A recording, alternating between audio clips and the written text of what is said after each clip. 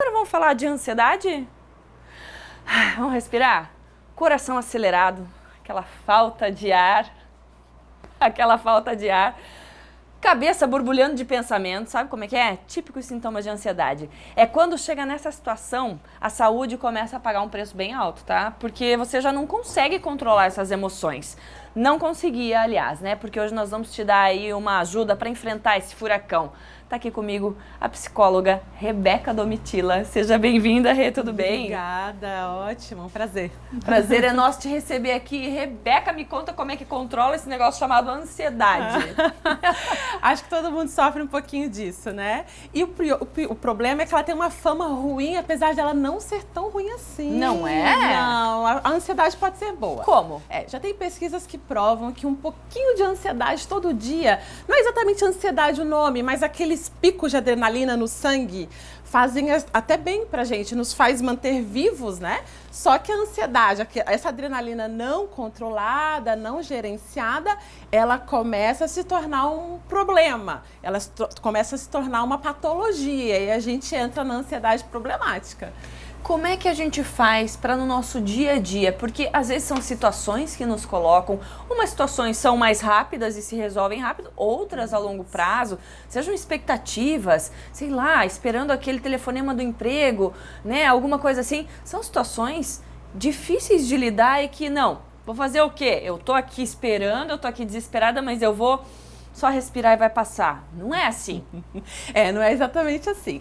Tem aquelas pessoas que têm padrões muito catastróficos de pensar, que a gente chama lei da crença, que influencia muito no nível de ansiedade que aquela pessoa sofre. E essas pessoas com padrões muito catastróficos, elas tendem a sempre esperar o pior das situações.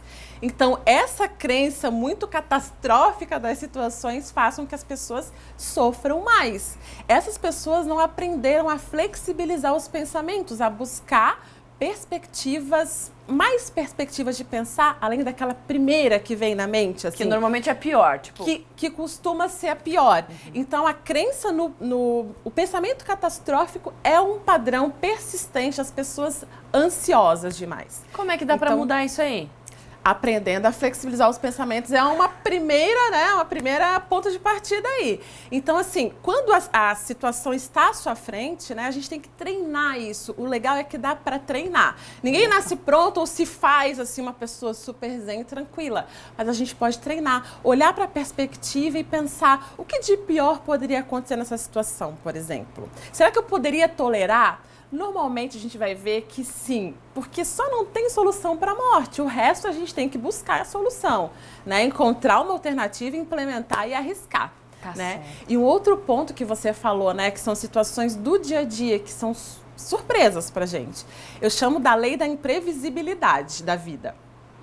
Que só quem tá vivo passa, então amém. Exatamente, se tá passando é porque tá vivo. E as situações imprevisíveis, a intolerância à incerteza faz as pessoas sofrerem demais. Elas não conseguem suportar o fato de não ter resposta para tudo, né? E a imprevisibilidade, o que é isso, né? Eventos que às vezes nos acontecem que a gente não tem controle, por exemplo, a perda de um ente querido, a perda de um emprego, situações assim, circunstâncias da vida, né? Então, assim, aceitar que eu não tenho controle em todas as situações, apenas do que eu faço com as situações que me acontecem, é um outro ponto a ser trabalhado para melhorar o nível de ansiedade. Ok. E aí você trouxe aqui pra gente. O que dá pra fazer? O que fazer? Olha a última ali. Essa é ótima. Vá trabalhar. Sim. Vá pescar. Tá, o que dá pra gente fazer de verdade no nosso dia a dia? Porque o que acontece? A pessoa fica ansiosa com uma situação, ela não consegue ver o mundo em volta muito maior do que aquele simples pensamento que ela tá tendo. Isso. E aí ela fica batendo na ponta da faca. Sim. E se machucando. Sim. E aí aqui a gente pode contornar isso? Sim, dá para contornar sim. A terceira lei que eu ia falar sobre a ansiedade é agradecer. É a lei da gratidão. Isso nos ajuda a sair um pouco do passado e do presente e entrar, do passado e do futuro e entrar no presente. O problema é sempre antecipar o futuro e ficar sofrendo pelo passado. Eu costumo dizer que sempre tem entre o nosso dia de hoje um túmulo e um útero. O túmulo é o passado, aquilo que ficou. No entanto, as pessoas ficam ressuscitando isso, né? E usando o que não está dando certo hoje como desculpa pelo que aconteceu. E o útero é aquela coisa que a pessoa fica gerando sempre, né? Vivendo o que ainda vai acontecer.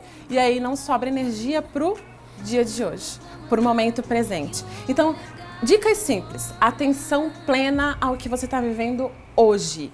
Agradeça, pare para perceber que você acordou, que você respira, que você tem um trabalho, que você pode escolher o que você vai comer. Né? Você tem essa bênção na sua vida, você tem pessoas contigo que te amam, então a gente precisa estar mais presente.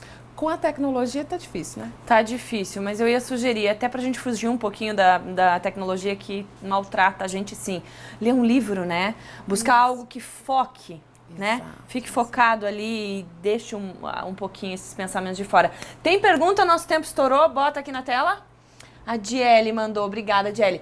Desde janeiro fui diagnosticada com ansiedade crônica. Tentei remédios fitoterápicos, pois não queria me render aos controlados, mas tive crises toda semana e acabei tomando um remédio recomendado pelo médico, porque os métodos naturais não funcionaram. Ansiedade tem cura. Um dia vou poder parar com esses medicamentos? Boa, Diele, obrigada. Olha, a medicação não há motivo de ficar assim tenso com a história de medicação. Ela auxilia assim nesse processo de ajuste. A ansiedade ela pode ser gerenciada. Na clínica eu falo muito isso. Nós não temos soluções eternas para o que é trazido aqui, mas nós aprendemos ferramentas para gerenciar. Então você pode sim aprender a gerenciar a ansiedade e ir diminuindo, claro que com auxílio médico, a sua medicação. Mas se está recomendado, continue usando e também faça terapia. Exatamente. Ali, né? Para você poder se livrar. Quando você estiver forte o suficiente, você vai conseguir se livrar. Rebeca, obrigada por estar aqui, maravilhosa. Também. Até a próxima. Até, obrigada.